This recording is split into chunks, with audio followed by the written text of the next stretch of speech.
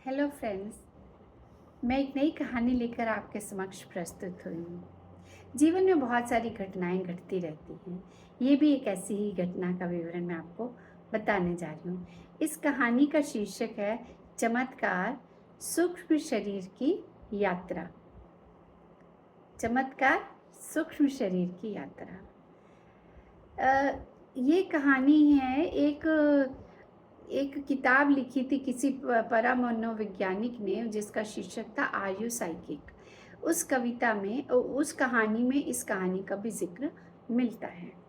कहा जाता है कुनूथ नाम की एक महिला थी जो पहले प्राध्यापिका थी और बाद में उसने और पढ़ाई करी और उसको छोड़ने के बाद वो कानूनी सलाहकार बन चुकी थी। वो अपने काम पे रोज आती थी जाती थी। अचानक एक दिन की बात है, वो बस में बैठी हुई थी, मतलब जिस भी वाहन से वो यात्रा कर रही थी। तो बैठे बैठे, जैसे हम लोग भी बैठे बैठे कुछ कुछ सोचते रहते हैं, तो बैठे बैठे अचानक से उसे लगा कि वो एक अपने, जहाँ वो पुराने शहर में रहा करती थी, उसकी जहाँ पर मम्मी थी, सब लोग थे, परिवार के लोग, दोस्त थे, उस शहर में वो अचानक वहाँ पहुँच जाती है और देखती है कि उसका एक बहुत ही पुराना मित्र डॉक्टर जॉ जो है, वो उस गली के बाहर वो खड़ी है और वहाँ पर बहुत सारी कारें खड़ी हैं और सब लोगों ने काले वस्त्र पहने हुए हैं। इसको लगा शायद किसी की मृत्यु हो गई है जो के घर में। वो जैसे ही आसपास वाले लोगों को बातें करते सुन रही, वो सबको सुन पा रही थी और सब लोग बोल रहे थे कि जो की माँ बहुत अच्छी थी, उसकी मृत्यु हो गई है, अभी उसकी मृत्यु के बाद जो अकेला रह जाएगा, कैसे वो सारी चीज़ें, इस दुख को सह पाएगा, ये सारी बातें कर रही थी। जॉ की माँ जो थी वो कुनूत को बहुत प्यार करती थी, बहुत अच्छे से जानती थी और अक्सर वो उनसे बातचीत किया करती थी। दूसरे शहर में जाने के बाद भी वो उनसे बात करती रहती थी, कभी फ़ोन से, कभी पत्र लिखकर, इस तरह से बात करती रहती थी।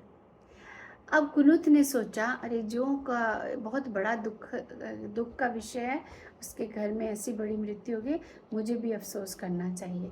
कहती है कि मैं कुनूत घर के अंदर घुसी, जहाँ जो अपनी माँ के पार्थिव शरीर के पास बैठा था, मतलब खड़ा था, वहाँ पर पहुँची और जो को उसका दुख व्यक्त करने लगी।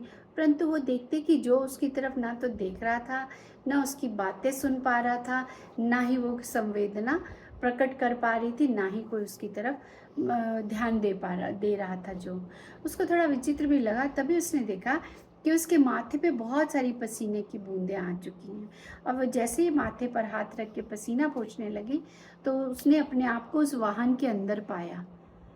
तुरंत वो जैसे होता है ना, सपने से कोई उठ के आ जाता है, उसने अपने आप को उस वाहन के अंदर पाया और उसने सोचा, ये क्या मैंने सोचा और क्या मैंने दृश्य देखे। पर थोड़ी समय बाद वो अपने ऑफिस में चली गई। जाने आने में काफ़ी समय लगता था, अपने काम में व्यस्त हो गई। इस तरह से काफ़ी दिन बीत गए और एक दिन उसको अचानक से जो का फ़ोन आता है और वो उसको बताता है कि उसकी माँ की मृत्यु हो चुकी है।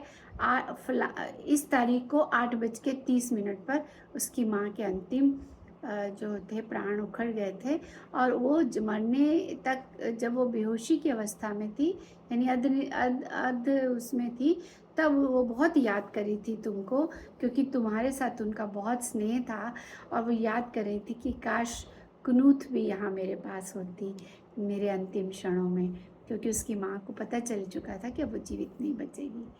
और वो 8:30 पर ही उनकी मृत्यु हुई थी, जब वो बस में ये चीज़ें देख रही थी।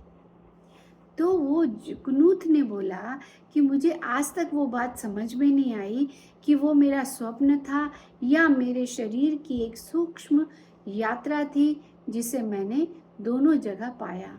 अपने आप को यहाँ भी पाया और मेरा सूक्ष्म शरीर जो था, या आत्मा बोल सकते हैं, सूक्ष्म आत्मा जो थी, वो जॉ की मदर के पास भी पहुँच चुकी थी उनके दर्शन करने के लिए।